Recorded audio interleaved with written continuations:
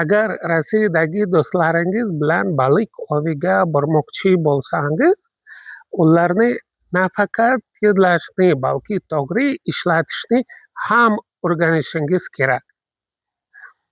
Рыбалка. Baliq ovi. Мы с друзьями завтра едем на рыбалку на всё воскресенье.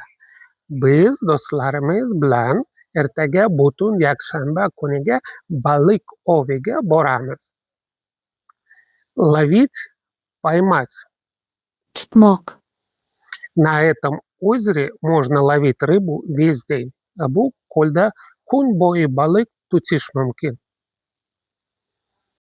Я надеюсь сегодня поймать очень большую рыбу. Men bugun juda katta baliq tutishga umid qilaman. Удочка. Qarmoq. Bu baliqchining asosiy quroli. Для этой реки нужна длинная и легкая удочка. Bu daryo uchun uzun va yengil qarmoq kerak. Сеть. Tor. Использовать сети для рыбалки здесь запрещено. Bu yerda baliq ovi uchun tordan foydalanish taqiqlangan. Клевать. Baliq ilinishi. Тихо. Кажется, у меня начала клевать крупная рыба. Tinch.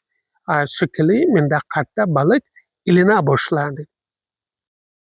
Ko'rib turganingizdek, bu so'zlarning hammasi juda muhim. Shuning uchun